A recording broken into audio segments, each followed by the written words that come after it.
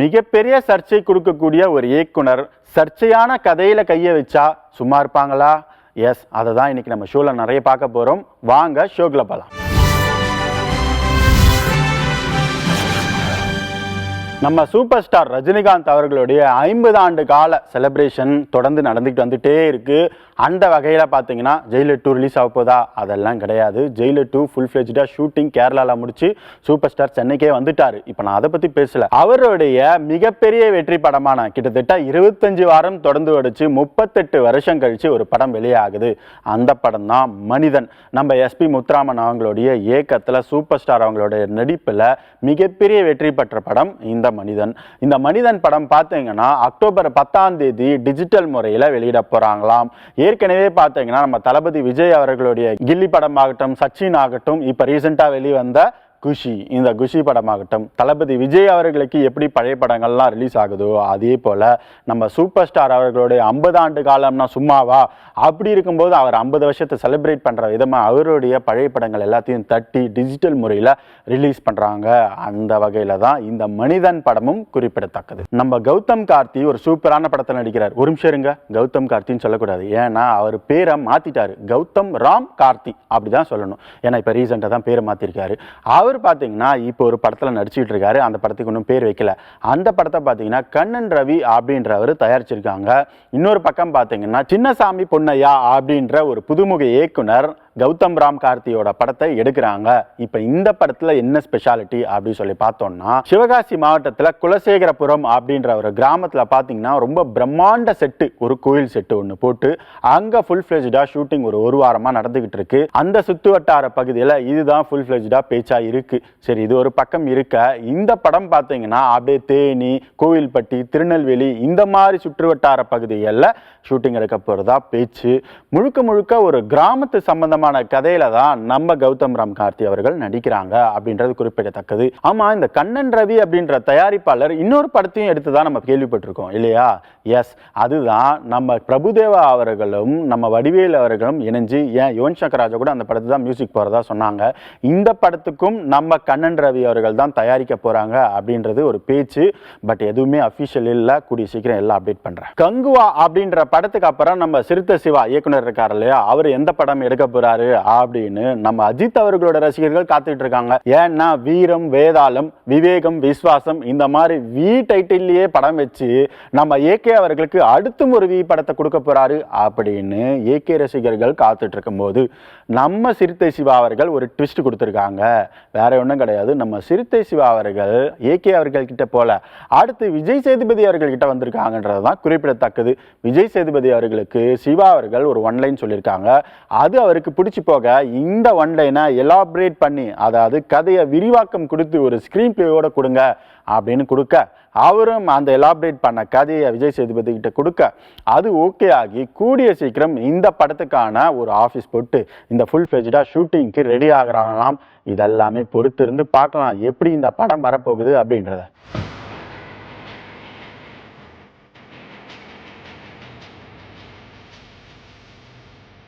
2021, 22, 23 இந்த 3 வருடங்களுக்கான இயல் இசை நாடக கலைமாமணி விருது வழங்கப்பட்டிருக்கு. அது யார் யாருக்கு அப்படின்றது தான் இன்னைக்கு நிகழ்ச்சியில நம்ம பார்க்க போறோம். முதல்ல மகாகவி பாரதியார் அவர்களுடைய பேர்ல இயல் விருதுக்கான விருது யாருக்கு கிடைச்சிருக்கு. அடுத்து நம்ம பாடகரான MS சுப்புலட்சுமி அம்மா அவங்களுடைய பேர்ல இசைக்கான விருது யாருக்கு கிடைச்சிருக்கு. அடுத்து நாடகத்துக்கு பேர் போன நம்ம பாலசரஸ்வதி அவங்களுடைய பேர்ல யாருக்கு விருது கிடைச்சிருக்கு.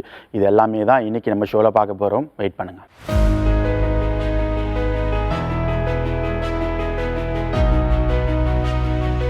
முனைவர் நா முருகேச பாண்டியர் அவருக்கு இயலுக்கான விருது கிடைச்சிருக்கு. அடுத்து பாடகருக்கான விருது பார்த்தீங்கன்னா நம்ம யேசுதாஸ் அவர்களுக்கு பாடகருக்கான விருதும் கிடைச்சிருக்கு.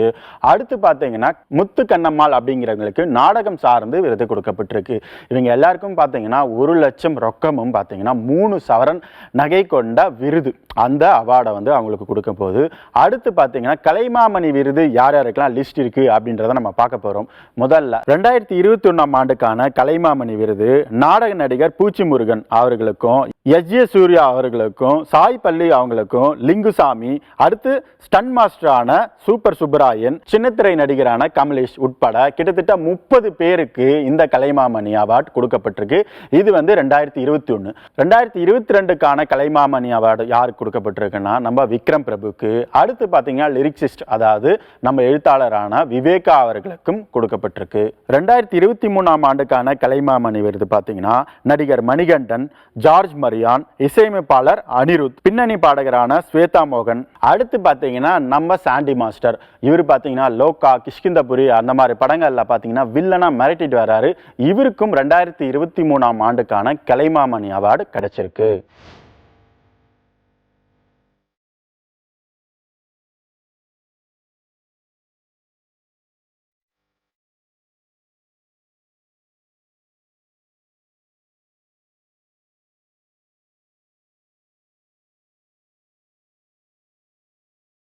பதினாறாம் நூற்றாண்டு கதையை நம்ம மோகன்ஜி அவர்கள் கையில் எடுத்திருக்காங்க. அதாவது திரௌபதி அப்படின்ற படம் மூலமா பிரபலமானார் இவர்.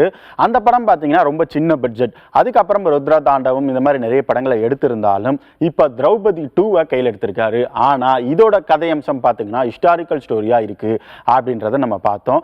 அடுத்து பார்த்தீங்கன்னா இந்த படம் மும்பையில் ஷூட்டிங் தொடங்கி நம்ம அரியலூரில் ஷூட்டிங்காக முடிச்சிருக்காங்க. எஸ், இப்போ அதுதான் நியூஸு. இந்த திரௌபதி 2 படத்துக்கான ஷூட்டிங் ரேப்பப் ஆயிடுச்சு. இதுதான் இப்போ அப்டேட் கொடுத்துருக்காங்க அந்த டீம்ல இருந்து. இது மட்டும் கிடையாது, இந்த திரௌபதி 2 பார்த்தீங்கன்னா ஏற்கனவே நான் சொன்ன 16ஆம் நூற்றாண்டு கதையா இருக்கு அப்படின்னு. இது மட்டும் இல்லாம திரௌபதி 1 ரொம்ப சின்ன பட்ஜெட்டா இருக்கு. ஆனா இந்த படம் முழுக்க முழுக்க ஒரு பிரம்மாண்ட கதையா உருவாகி இருக்கு. பிரம்மாண்ட பட்ஜெட்டா கொடுத்துருக்காங்க. ஆக கூடிய சீக்கிரம் இந்த படத்துக்கான ஒரு அப்டேட்டா வரும் அப்படின்றத தாண்டி ஒவ்வொரு சர்ச்சையாவும் வரும் அப்படின்றத நம்ம எதிர்பார்க்கலாம். வர அக்டோபர் 17ஆம் தேதி பிரம்மாண்டமா வெளியாக காத்துக்கிட்டு இருக்க ஒரு படம் தான் பைசன். மாரி செல்வராஜ் அவங்களோட இயக்கத்தில், துருவ விக்ரம் அவங்களோட நடிப்பில். அவங்க 2 பேருக்குமே பார்த்தீங்கன்னா ஒரு நல்ல படமாக அமையும் அப்படின்னு எதிர்பார்க்கப்படுது. அதுக்கு காரணம் இவங்களுடைய மெனக்கடல் தான். கபடி போட்டியை மையமாக வச்சு உருவாகிற படம் தான் இந்த பைசன். இந்த பைசன் படம் பார்த்தீங்கன்னா துருவ விக்ரமுக்கும் சரி, மாரி செல்வராஜுக்கும் சரி. ஏன்னா மாரி செல்வராஜுக்கு ஏற்கனவே வாழை அப்படின்ற படம் சின்ன பட்ஜெட் படம் தான், ஆனால் நல்ல வரவேற்பு. அதே மாதிரி தான் இந்த பைசன் படமும். பைசன் படம் ஏன் நல்ல படமாக அமையும் அப்படின்னா, அனுபமா பரமேஸ்வர் பார்த்தீங்கன்னா இது வரைக்கும் நடித்த படங்கள் எல்லாமே ஓரளவுக்கு வரவேற்பு பெற்றிருந்தாலும் அந்த படங்கள் நடிச்சுட்டு அப்படியே வெளியே போயிடுவாங்க. ஆனால் இந்த பைசன் படத்துக்கு ஒரு ஸ்பெஷலான விஷயத்தை சொல்லியிருந்தாங்க. அது என்ன அப்படின்னு சொன்னீங்கன்னா, இந்த மக்களோட அவங்க தங்கி அவங்களுடைய பழக்க வழக்கத்தை கற்றுக்கிட்டு அதுக்கப்புறமா இந்த படத்தில் நடிக்க வந்திருந்தேன். அந்த மாதிரி ஒவ்வொருத்தரும் பண்ணியிருக்காங்க. அப்படி இருக்கும்போது ஒவ்வொருத்தருடைய மெனக்கடலும் ஒரு படி மேலே தான் போயிருக்கு. அப்படி இருக்கும்போது இந்த பைசன் படம் பார்த்தீங்கன்னா உண்மையிலே ரெக்க கட்டி பறக்கிற ஒரு படமாக தான் எல்லாருக்குமே இருக்கும் அப்படின்னு சொல்கிறாங்க. நான் இப்போ சொன்ன மாதிரி இந்த படம் அக்டோபர் 17ஆம் தேதி வெளியானாலும் இந்த படத்துக்கு ப்ரமோஷன் கொடுக்குற மாதிரியான ஒரு விஷயத்தை செஞ்சுருக்காங்க. அது ஒன்றும் கிடையாது. படத்தோடைய ஃபர்ஸ்ட் சிங்கிள் ரிலீஸ் ஆயிருக்கு. ரெக்க ரெக்க அப்படின்னு சொன்ன மாதிரி ஒரு ஃபர்ஸ்ட் சிங்கிள் வெளியிட்டிருக்காங்க. சிவகார்த்திகேயன் அவர்களுடைய மான் கராத்தே அப்படின்ற படத்தை இயக்கின திருக்குமரன் அவங்களோட இயக்கத்தில் வெளிவர காத்துட்டு இருக்க படம் தான் ரெட்டத்தலை. அருண் விஜய் அவர்கள் டியூல் ரோலில் பண்ணியிருக்காங்க. டைட்டிலுக்கு ஏற்ற மாதிரி தான். அதே மாதிரி அவர் எப்படி டியூல் ரோல் பண்ணாலோ அதே மாதிரி தான் அவருக்கு 2 ஹீரோயின் வேணும். இல்ல ஒரு ஹீரோயின் பார்த்தீங்கன்னா சித்தி இட்னானி. இவங்க பார்த்தீங்கன்னா கடைசியா சிம்பு அவர்களோட வெந்து தணிந்தது காடு அப்படின்ற படத்தில் நடிச்சிருந்தாங்க. அடுத்து பார்த்தீங்கன்னா தான்யா ரவிச்சந்திரன். இவங்களும் அருண் விஜய்க்கு ஜோடியாக தான் நடிக்கிறாங்க. ஸோ 2 ஹீரோயின் இருக்கிற இந்த படத்துக்கு பார்த்தீங்கன்னா ரீசெண்டாக டீசர் வெளியாச்சு. அந்த டீசரும் மக்கள் மத்தியில் கொஞ்சம் வரவேற்பு பெற்றிருக்கு. அதை முன்னிட்டு இந்த படத்துக்கு ஒரு ஃபர்ஸ்ட் சிங்கிள் ரிலீஸ் பண்ணலாம் அப்படின்னு பிளான் பண்ணியிருந்தாங்க. அந்த ஃபர்ஸ்ட் சிங்கிளுக்கான ஒரு ப்ரோமோ தான் இப்போ வெளியாயிருக்கு. அதை தான் இப்போ நம்ம பார்க்க போகிறோம். ஏகப்பட்ட விஷயங்களை தெரிஞ்சுக்கிட்டு வந்துட்டு இருக்கோம். அந்த வகையில் ஒரு சின்ன பிரேக் போனோம். அதுக்கப்புறமா நிறைய இன்ட்ரெஸ்டிங்கான விஷயங்கள் காத்துக்கிட்டு இருக்கு. மறக்காம பாருங்க சினிமா 2.0.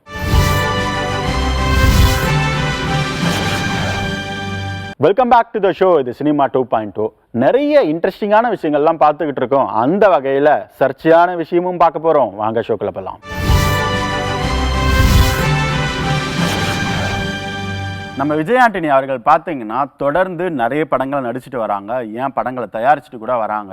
அந்த வகையில் பார்த்தீங்கன்னா இப்போ விஜய் ஆண்டனி அவர்களுடைய முன்னேற்றத்துக்கு முழு காரணமும் ஒரு விஷயத்த சொல்லியிருக்காரு.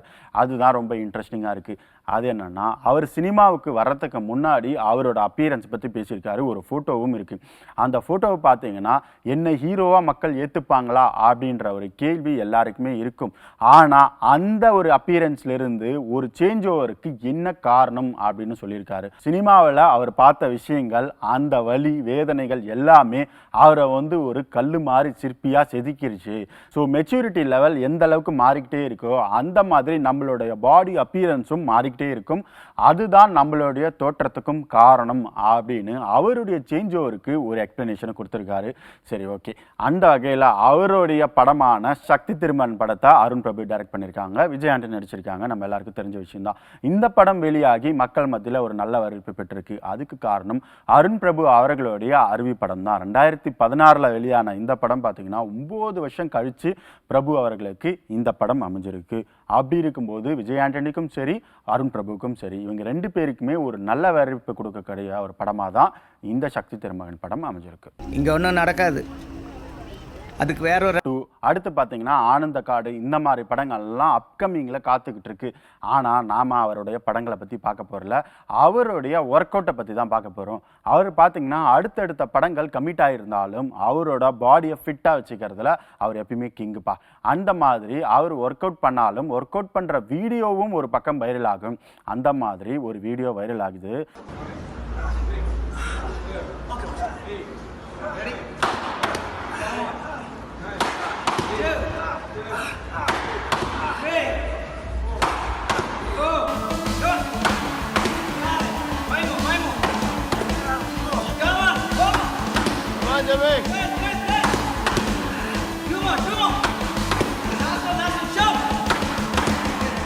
அந்த வீடியோக்கு ஒருத்தர் கமெண்ட் பண்ணியிருக்காங்க. யாரு? வேற யாரும் இல்லை, நம்ம ஆர்யா அவங்களுடைய ஒய்ஃபான சாயிஷா தான் கமெண்ட் பண்ணியிருந்தாங்க. ஆர்யாவுக்கும் சாயிஷாவுக்கும் பார்த்தீங்கன்னா 2019 மேரேஜ் ஆச்சு. ஆனாலும் இவங்க 2 பேரும் திக் ஃப்ரெண்ட்ஸாக தான் இன்னும் இருக்காங்க. ஏன்னா சினிமாவில் பல விஷயங்கள் நம்ம கேள்விப்பட்டுட்டு வந்துட்டு இருக்கோம். ஆனால் இந்த விஷயங்களுக்கு எல்லாத்துக்குமே அப்பாற்பட்டவங்க ஆர்யாவும் சாயிஷாவும். சரி, ஆர்யாவோட ஒர்க் அவுட்க்கு அவங்க என்ன கமெண்ட் பண்ணியிருக்காங்க அதை பார்க்கலாம் வாங்க.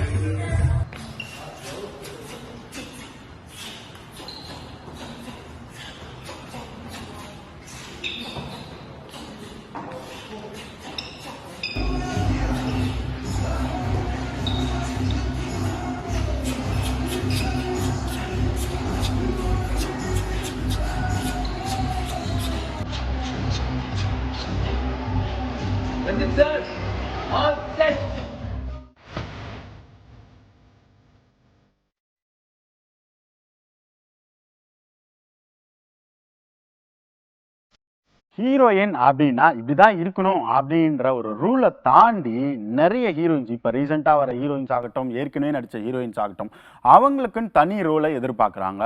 அந்த தனி ரோலை வச்சு அடுத்தடுத்த படங்கள் அவங்களுடைய சேலரியை இன்க்ரீஸ் பண்ணிக்கிட்டே போயிட்டு இருக்காங்க.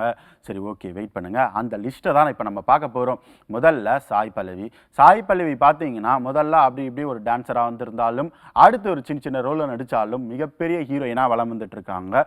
பாலிவுட்டில் ராமாயணம் பார்ட் 1 பார்ட் 2 இந்த 2 பாகங்களுக்கும் சேர்த்து கிட்டத்தட்ட 20 கோடி ரூபாய் சம்பளம் வாங்குறாங்க அப்படின்னு நம்ம பேசியிருக்கோம். சரி, அடுத்து பார்த்தீங்கன்னா நயன்தாராவாகட்டும், தமன்னாவாகட்டும், ராஷ்மிகா மந்தனாவாகட்டும், இந்த மாதிரி வரிசையாக நிறைய பேர் சொல்லிக்கிட்டே போகலாம். இவங்க எல்லாருமே கிட்டத்தட்ட ஆல்மோஸ்ட் இவங்களுடைய சேலரிக்கு ஈக்குவலாக தான் வாங்கிட்டு இருக்காங்க. ஆனால் ஹை பெய்டு சேலரி அப்படின்னு சொன்னால் நம்ம சாய் பல்லவி அவங்களுக்கு தான். நம்ம எல்லாருமே நயன்தாரா அவங்கள லேடி சூப்பர் ஸ்டார் தானே கூப்பிடுவோம். அதுக்கு காரணம் என்னன்னா ஹை பெய்டு சேலரி அவங்களுக்கு. அப்படி இருக்கும்போது அதை பீட் பண்ணியிருக்காங்க நம்ம சாய் பல்லவி. அப்ப லேடி சூப்பர் ஸ்டார் இனிமேல் நயன்தாராவா சாய் பல்லவியா? இந்த கேள்வி எனக்கு இல்ல, ரசிகர்களுக்கு இருக்குப்பா. நிறைய விஷயங்களை பத்தி இன்னைக்கு நம்ம பார்த்தோம். இதே மாதிரி நாளைக்கு நிறைய விஷயங்கள் காத்துக்கிட்டு இருக்கு. மறக்காம பாருங்க சினிமா 2.0.